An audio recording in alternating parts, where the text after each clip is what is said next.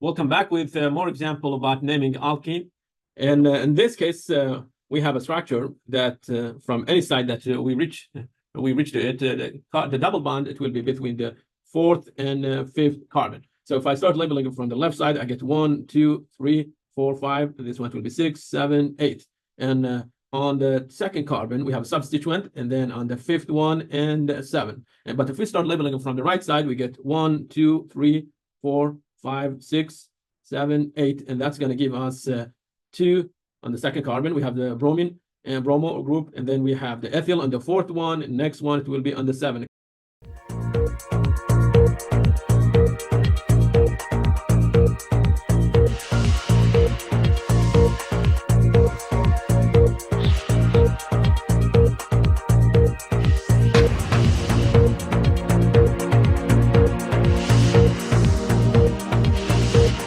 Clearly, this is going to be the correct answer. Okay, this one will be the correct answer. So again, we have a bromo, ethyl, and methyl, and we label it from here: 1, 2, 3, 4, 5, 6, 7, 8. So the way you're going to name it, you're going to say on the second, I see bromine. And why bromine? Because of the B, if you alphabetize them. So 2 bromo, and then 4 ethyl. Okay, because of the E. And then you say 7 methyl. And we have a double bond and it's sitting in the fourth carbon between the fourth and fifth one. So you say, after saying methyl, then you say dash, you say 4. Okay. And we have 8 carbons. So we say oct for 8 carbon, and we will add En to the end of the name. And another way to name this compound is to copy paste almost everything except this part of the molecule and the name. And when you said 2 bromo, 4 ethyl, 7 methyl, then you will say I have 8 carbons.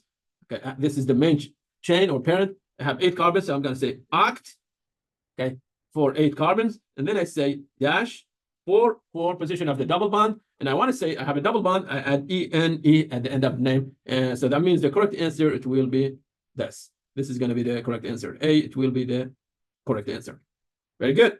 Next one. Next one, you can start labeling from here. Let's start with red. 1, 2, 3, okay, 4, 5. Okay, so on the third carbon, we have 2 methyl group. Okay, and next, I can start labeling it from here. 1, 2, I go counterclockwise, and that's going to give me 5 and 5. Okay, which one is going to be the correct? Clearly, the 33, because it is giving you a smaller number. Okay, so let's get rid of the blue numbers. Okay, those are gone. Okay, now let's name this compound. The way I'm going to name it, it will be 3 on the third carbon. I have a methyl. Then I say comma. Why comma? Comma, you will use it for identical substituent. When you have 2 or more identical substituent, you will use comma. And then you say another 3. Why another 3? Per each substituent, you need to have 1 locator. You have 2 methyls. Per each methyl, you need to have 1 number to show position of that methyl. Okay, and we call them locator. Okay, so 3 and 3 dash di methyl. So we had 2, and it's a di, and methyl YL to show that it's attached. Okay, we have a ring. So we're supposed to say cyclo. Okay, made of 5 carbons. And then we say pent for 5 carbons. And then I'm going to say ENE. Why I'm not saying position of the double bond? Okay, it's not hard to figure the position of the double bond. Wherever you have the substituent, go back by 3 carbons. And if I go back, starting from here, 1, and I go back, this is going to tell me where the double bond actually started. Okay, and that's the reason we don't show position of the double bond, okay, by saying like, where exactly it's standing.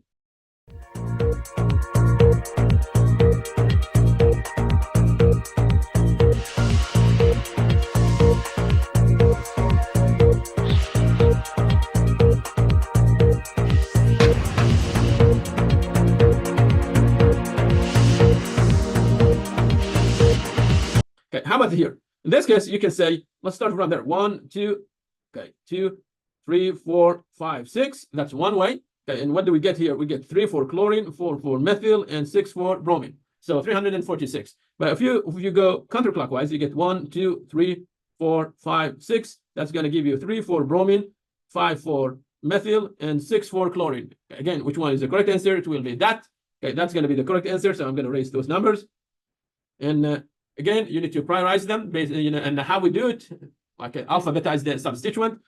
And in this case, bromine will be the first one. So you will say 6 bromo, and then we get 3 chloro. Next, we get 4 methyl. Okay, get that one, and let me move this a bit down. Okay. Maybe I need to rewrite it down. Okay, so I got 6 bromo, and then we said 3 chloro, and then 4 methyl. It's a ring, so we're going to say cyclo, made of 6 carbon. That will be hexene. Hexene, and that's going to be the correct name for it. Okay, very good. I think we practiced enough about naming alkenes. Let's move on. Now we have some common terms for alkenes that you will see them a lot. One of them is vinyl versus allyl. Okay, whenever we say vinylic carbon is a carbon that has sp2 hybridization. Okay, both sides there will be sp2 technically hybridization. And allylic, you will have a carbon that attached to a double bond. Okay, a carbon that attached to a double bond. That carbon we call it allylic carbon. Okay, let me present one example. So here we have R. R is going to be the alkyl group. So R is going to be the alkyl group. Okay, what does it mean? It means it can be anything. It can be CH3 that attached to something. Okay, and this one we call it alkyl or R group. Okay, so this is going to be the R technically group. Okay, now area that I'm going to highlight those two we call them vinylic carbon. These two, they have sp2 hybridization, and name for those 2 carbon we call them vinylic carbons. Okay, vinylic carbon. And the neighbor 2 carbons that I showed them by star, those we call them allylic carbon.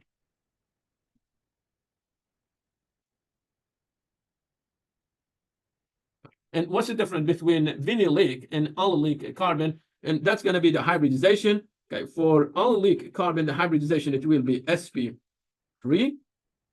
Okay, well, vinylic, it will be sp2. Again, allylic, it will be sp3. So you have sp3 here, and there, sp3. Well, these 2 are sp2. Okay, now let's go more. We said we have a double bond. We have 2 carbons attached to each other, and there's a double bond between them. This one we call it vinyl. Okay, vinyl. And if you take one of the hydrogen, okay, any hydrogen, say for example this hydrogen, take that hydrogen and replace it by a group, anything. Okay, so I'm going to replace it by a group, and I'm going to attach this one to something else. Okay, whatever. Okay, this part of the molecule, we're going to call it.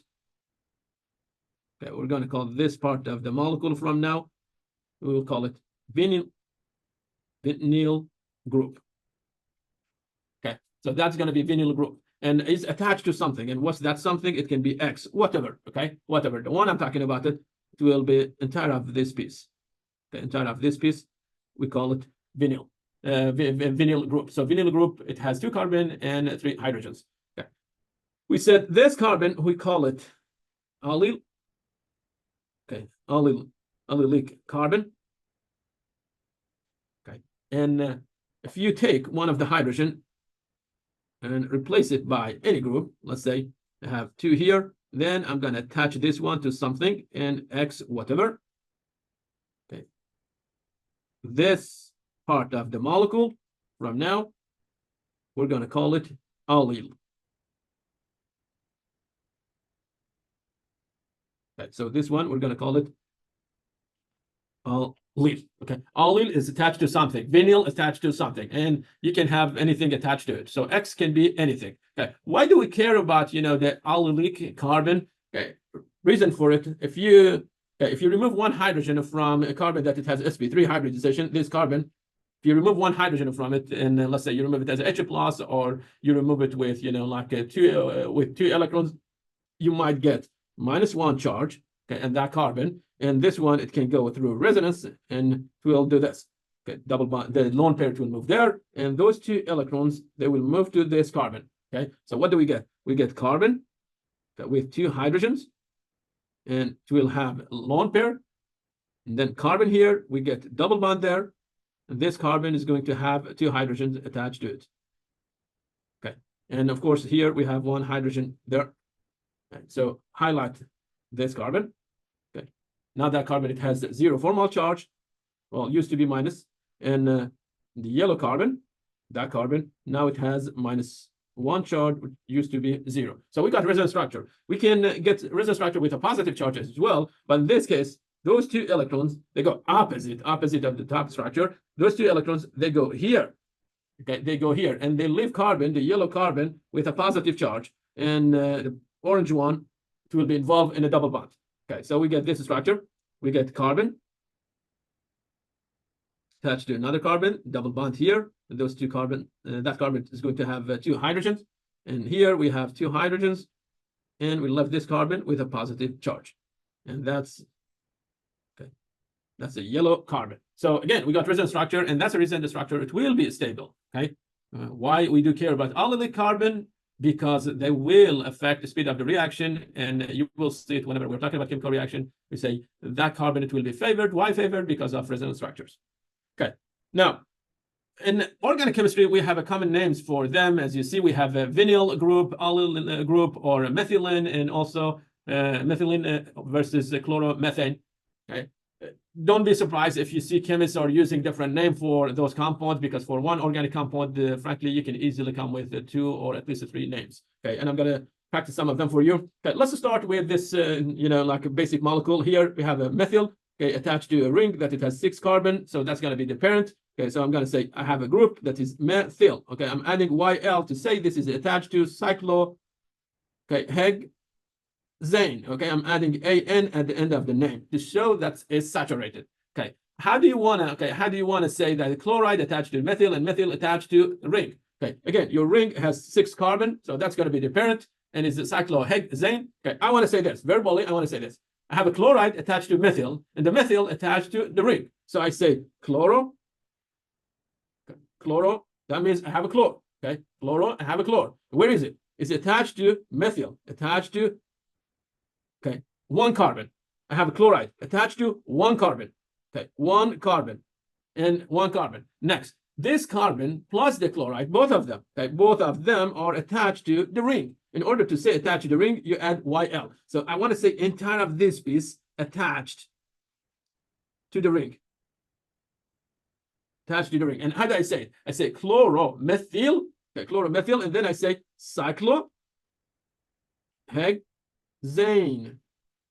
Cyclohexane. Okay, next one.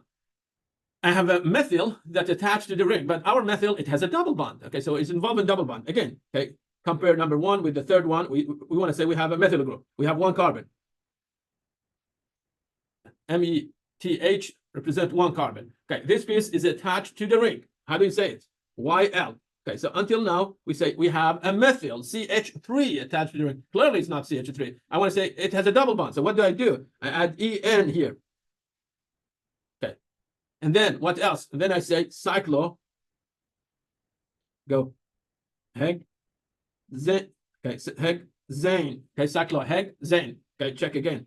Okay, and so we got methylene group that is attached to the cyclohexane. Hexane. Okay, how about this? This one, okay, we have 2 carbons that they are involved in a double bond. Okay, and this one is attached to the ring. So you can name it vinyl, because this is a vinyl group. So you say I have vinyl, okay, vinyl cyclohexane. Okay, or how about this? Why don't you start labeling it, and you start labeling it from the first carbon? Okay, wherever you have the double bond, and also you have the substituent. So you can say on the first carbon, I have cyclo. Okay, I have cyclohexane. Okay, I have cyclohexane, and then I can say 1. Okay, 1, and then I say 1 here. You can say 1, and then say ethene. Frankly, we don't use this one a lot, and so I prefer not really to mention it. I should say cyclohexyl, my bad. Cyclohexyl. I'm sorry about it. Cyclohexyl. because we want to say is attached to the ring. It's not that common. Okay, this one is actually the top one is more common. Okay, so it will be cyclohexyl 1 and then the dash thin. Okay, next one. What do I have? I have 3 carbons. From the allylic position is attached to the ring. So I'm going to say, how about this? I have allyl. Okay, allyl. So I say allyl cyclohexane. Okay, or you can say this 1, 2, 3. Okay, so on the 3rd carbon you have cyclohexyl, and then then you will say I have a double bond. Where is it? On the 1st carbon. And then I say I have 3 carbons technically, so it will be propene. Propene. That's another way to name it.